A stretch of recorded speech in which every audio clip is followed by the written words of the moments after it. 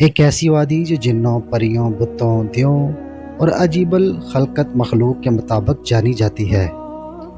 ایسا پہاڑ جہاں ہمیشہ اندھیرا رہتا ہے، چاند سورج کی روشنی وہاں کبھی نہیں پہنچتی۔ وہ وادی جہاں آج تک کوئی شخص نہیں پہنچ سکا۔ کیا یہ وادی جنوں اور پریوں کا دیس ہے یا کسی اور دنیا میں جانے کا خفیہ راستہ ہے؟ کوکاف کا نام سنتے ہی کوئی گمشدہ عربی کہانیاں ذہن میں آ جاتی ہیں۔ ایسی کہانیاں جو بادشاہوں کی حسین شہزادیوں سے شروع ہو کر جنوں اور پریوں کے زیر قبضہ ہیبت ناک قلوع اور طلسم سے جڑی ہوئی ہیں۔ ایسی کہانیوں کا مرکز عام طور پر یہ ہوتا ہے کہ فلاں ملک کے بادشاہ کی نرم و نازک اور حسین شہزادی کو فلاں دیوں یا جن نے اغوا کیا اور کوکاف کے کسی تاریخ اور اندھیرے محل میں جا کر قید کر دیا۔ ایسی کہانیاں ایران، ہندوستان اور عرب کی کتابوں میں، افسانوی اور ادبی کتابوں میں اہم مقام رکھتی ہے۔ کوکاف مشرقی وسطیٰ اور عربوں کے پر افسانوں میں ایک افسانوی پہاڑی سلسلے کا نام ہے۔ اسلامی روایات میں کوکاف کو جنوں کا دیش کہا جاتا ہے، جیسے خدا نے چمکتے زمرد سے بنایا ہے، جبکہ ایرانی روایتوں کے مطابق یہ علاقہ شمالی کفکاز علاقوں میں تھا، جس علاقے کو انسانوں کے کسی حکومت نے بھی آج قبضہ کرنے سے ناکام رہا۔ قدیم علم نے ان پہاڑی علاقوں کو اسرار میں ڈھانپ رکھا تھا۔ کوکاف دراصل ایک طویل پہاڑی سلسلہ ہے۔ یہ زمین کا سب سے دور دراز مقام کہا جاتا ہے، جو داستانوں میں زرتس کی زمین اور سیمرج نامی پرندے کی وجہ سے مشہور ہے۔ کہتے ہیں کہ کوکاف سبز زمرد پر مشتمل ہے، جس کے عکس نے آسمان کو سبز رنگ عطا کیا ہے۔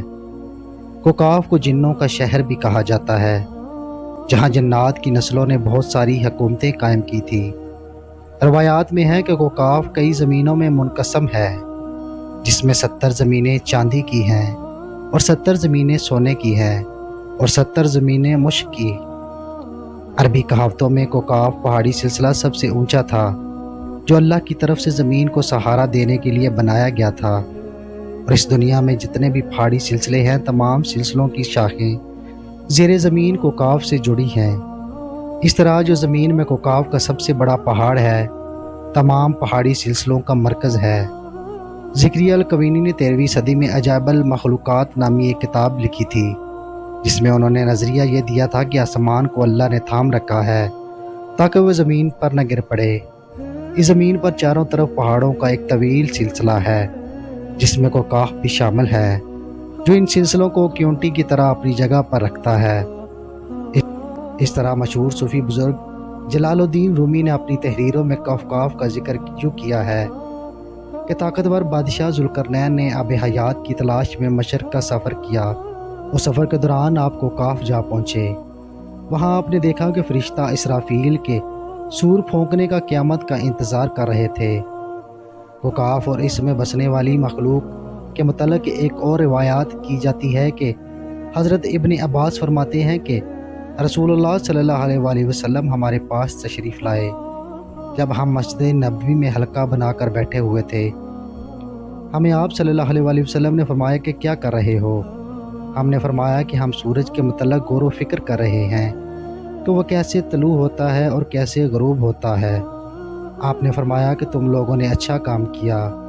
مخلوق کے بارے میں غور و فکر کرو، خالق میں فکر نہ کرنا، کیونکہ اللہ جس کے لیے جو چاہتا ہے پیدا کرتا ہے۔ تم اس سے تعجب کرو کہ کوکاف سے آگے 7 سمندر ہیں۔ ہر سمندر 500 سال سفر کرنے سے طویل ہے، اور اس کے آگے 7 زمینیں بھی ہیں، جن کا نور ان کے باسیوں کے لیے چمکتا ہے۔ اس کوکاف کے آگے 70,000 مخلوقات ہیں جو اڑتی ہیں۔ ان کو پرندوں کی شکل میں پیدا کیا گیا ہے۔ یہ مخلوق اور ان کا بچہ پیدا ہوتے ہی ہوا میں اڑنے لگتے ہیں۔ ان کا کھانا بھی ہوا ہے، ان کا پینا بھی ہوا ہے، ان کے برتن بھی ہوا کے ہیں، اور وہ یہ نہیں جانتے کہ اللہ نے حضرت آدم علیہ السلام کو پیدا کیا ہے، اور نہ ابلیس کو جانتے ہیں اور نہ ہی ابلیس کی اولاد کو جانتے ہیں۔ اللہ نے کوکاف کو دنیا کے گرد تخلیق کیا ہے۔ یہ دنیا اس پہاڑ کے درمیان میں ایسے موجود ہے کہ جیسے انگلی میں ایک انگوٹھی۔ کوئی انسان وہاں پہنچ نہیں سکتا، کیونکہ وہاں پہنچنے کے لیے 4 مہینے اندھیرے سے گزرنا پڑے گا۔ یہ وہ پہاڑ ہے جہاں کوئی سورج نہیں، کوئی چاند نہیں، یہاں تک کہ یہ لوگ چاند اور سورج کے بارے میں بھی نہیں جانتے کہ اللہ نے چاند اور سورج بھی تخلیق کیے ہیں۔ جو روشنی ان تک پہنچتی ہے وہ کاف پہاڑ کی روشنی ہے، اور وہاں موجود لوگ جڑی بوٹیاں کھاتے ہیں اور ان کے بدن پر کوئی کپڑا نہیں۔ صحابہ نے پوچھا یا رسول اللہ کیا وہ لوگ فرشتے ہیں؟ یا آپ نے فرمایا نہیں، وہ فرشتے نہیں، لیکن ان کی فرما برداری فرشتوں جیسی ہے۔ آپ صلی اللہ علیہ وسلم نے فرمایا کہ معراج کی رات ان کی ملاقات کو کاف کے لوگوں سے ہوئی، اور ان لوگوں نے آپ صلی اللہ علیہ وسلم کی دعوت کو قبول کیا اور وہ مسلمان ہو گئے۔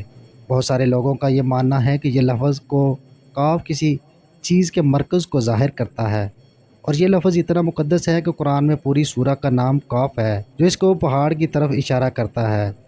اس سورہ میں اللہ کی وحدانیت، موت اور زندگی کا نظریہ پیش کیا گیا ہے۔ تو کاف جغرافیائی اعتبار سے ہماری اس زمین میں کہاں موجود ہے؟